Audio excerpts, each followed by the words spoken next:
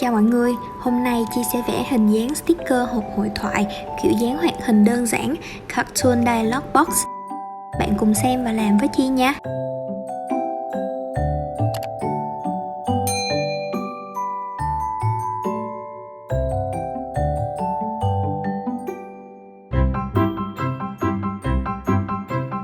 Chi sẽ chừa một đoạn nhỏ ở trên để tí nữa mình trang trí. Khung hộp hội thoại Dialog này bao gồm 3 phần: phần viền xung quanh, phần nền màu và phần đổ bóng nhẹ ở góc. Các thiết kế Dialog lần này Chi vẽ cũng rất đơn giản và tiện lợi khi sử dụng trang trí quyển sổ Goodnotes file, bao gồm hình tròn đơn giản, hình lò xo xoắn ốc, khung hình chữ nhật và hình góc nhọn. Mỗi kiểu dialog sẽ dùng cho một cách thể hiện biểu cảm tâm trạng hoặc trạng thái khác nhau nhằm thêm cảm xúc vào trong trang giấy mỗi khi mình nhìn và đọc lại quyển sổ.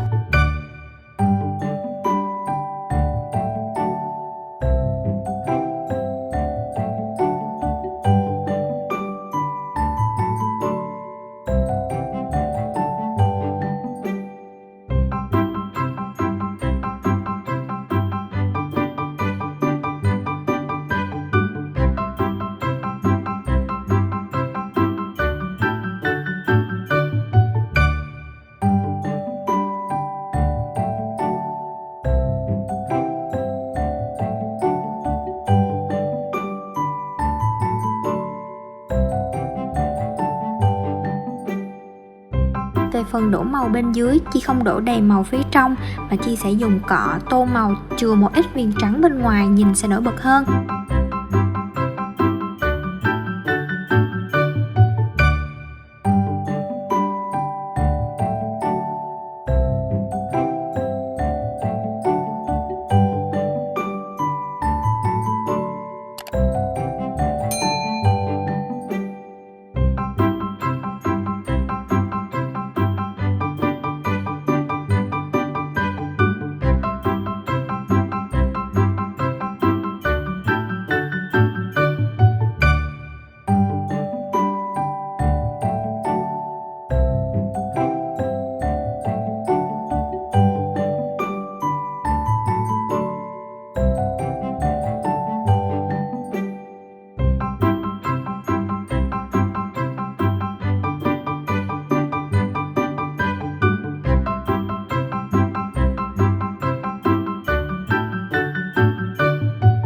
Sau đó vẽ những đường line nhỏ màu trắng tạo độ nổi cho hình.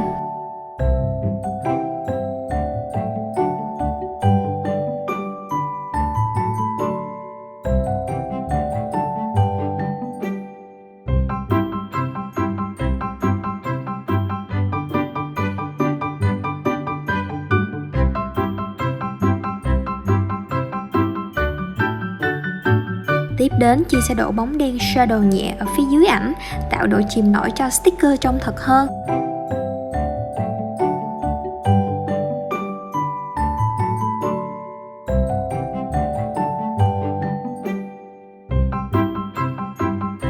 Sau cùng, Chi sẽ trang trí đơn giản cho set sticker này và xuất ra file PNG.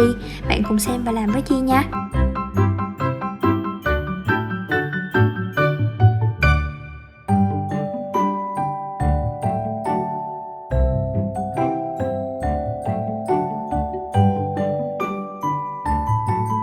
Link tải sticker Chi sẽ để bên dưới phần thông tin miêu tả video, bạn có thể tham khảo nha.